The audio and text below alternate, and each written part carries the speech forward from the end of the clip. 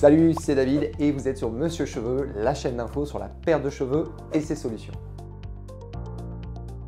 Dans cette vidéo, on va parler d'une technique de greffe, la HST ou la technique de cellules souches capillaires. Selon ses créateurs, elle permettrait de refaire pousser des follicules dans la zone donneuse malgré leur implantation dans la zone receveuse. Mais par quel miracle? Vous avez été très nombreux à me poser cette question sur cette technique car effectivement la promesse est dingue. Faire repousser des follicules là où ils ont été prélevés et donc implanter autant de cheveux naturels que l'on souhaite. Même les personnes souffrant d'un Norwood 7, c'est-à-dire qui ont perdu tous leurs cheveux, pourraient retrouver leur chevelure de jeunesse. Encore une promesse marketing ou un véritable espoir? C'est ce qu'on va voir. Tout d'abord, pourquoi la promesse HST est géniale? Je le rappelle, la greffe de cheveux, c'est une intervention qui consiste à prélever des cheveux, donc à l'arrière de la tête, et les implanter sur le dessus de la tête, donc dans les zones dégarnies. Il s'agit donc d'un déplacement de cheveux. Les follicules retirés à l'arrière de la tête sont retirés avec le bulbe. C'est comme les plantes. Une fois le bulbe retiré, le cheveu ne repoussera plus là où il a été retiré, mais là où il a été déplacé, c'est-à-dire dans la zone receveuse au-dessus de la tête. Vous comprenez donc qu'il y a une limite dans la greffe de cheveux. On ne peut pas disposer de cheveux à l'infini. Si l'on prélève trop, vous aurez des trous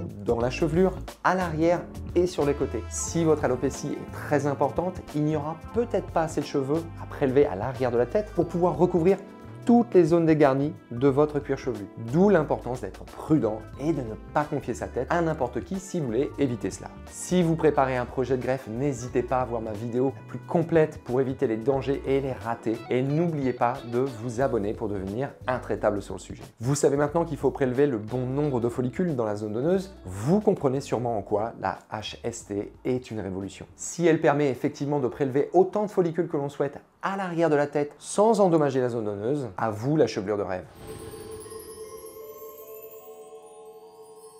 Bon, c'est pas exactement dit comme ça dans leur site, mais vous aurez compris l'idée. Comment la HST fait repousser les follicules? En étant moins gourmand sur le prélèvement du follicule. Le follicule contient des cellules souches qui va lui permettre de se régénérer. Le docteur ou technicien qui prélève va scinder chaque follicule en deux grâce à des aiguilles très fines. Une partie va être implantée dans la zone receveuse, l'autre va rester dans la zone donneuse. Cela permettrait à une partie du follicule de se développer là où on l'a greffé, donc sur le dessus de la tête, et à l'autre de se régénérer à l'arrière de la tête. Tout votre cuir chevelu est content, chaque zone a des cheveux. C'est pas génial ça? Plus sérieusement, la promesse est belle, mais comme toute promesse sur la greffe de cheveux, je peux pas m'empêcher de me poser des questions. Est-ce que la HST est une véritable révolution de la greffe de cheveux? Pour répondre à cette question, je vous propose de regarder ensemble le protocole de cette technique et les résultats qu'elle propose. Au niveau de la zone donneuse, sur le site, on voit des photos de cette zone donneuse juste après intervention et je dois avouer que les trous de prélèvement sont réellement minuscules. Le cuir chevelu est très propre et pas du tout sanguinolent, c'est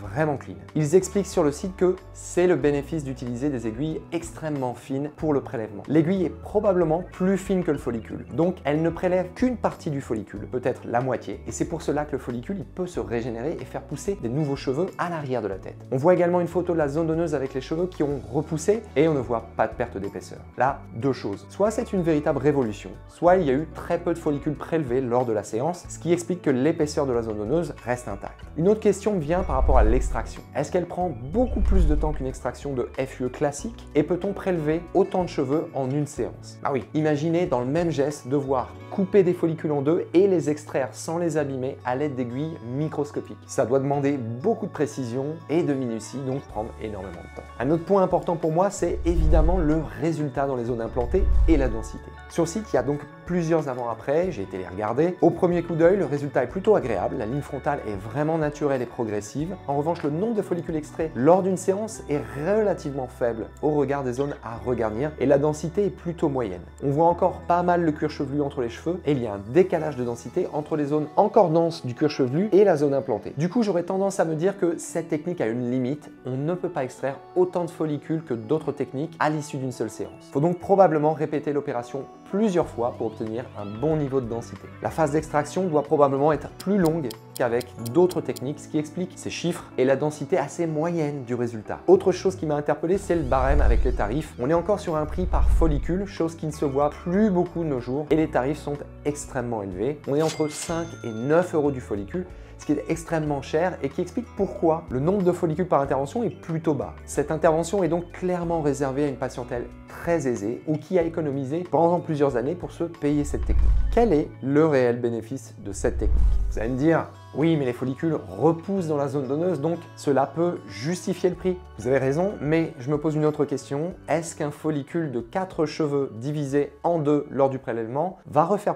pousser 4 cheveux à l'arrière et 4 cheveux dans la zone implantée? En gros, se régénère-t-il complètement grâce au programme génétique contenu dans les cellules souches? J'ai pas trouvé la réponse sur le site, mais lorsque j'observe la finesse de la chevelure dans les zones implantées, j'aurais tendance à dire qu'un follicule divisé en 2 ne fera pas repousser le même nombre de cheveux qu'à l'origine, devant et derrière. C'est une réflexion, je ne peux pas l'affirmer avec certitude, mais c'est sur cette partie que j'émets beaucoup de doutes. Si on fait le bilan, pour moi, c'est une technique qui a le mérite d'innover et d'ouvrir la porte à des nouveaux traitements comme les cellules souches, limite les cicatrices à l'arrière de la tête et permet de préserver, en tout cas sur le papier, une zone donneuse fournie. En revanche, elle est très onéreuse, n'apporte pas une énorme densité à l'issue d'une séance et de nombreuses interrogations subsistent quant à la régénération réelle des follicules dans la zone extraite et la zone implantée. C'est pourquoi mon choix personnel ne se porterait pas sur cette technique. En revanche, si vous avez un budget de plus de 15 000 € et que vous acceptez de répéter plusieurs fois l'opération pour obtenir un bon niveau de densité, je suis sûr que le résultat vous satisfera car les docteurs et les cliniques qui pratiquent la HST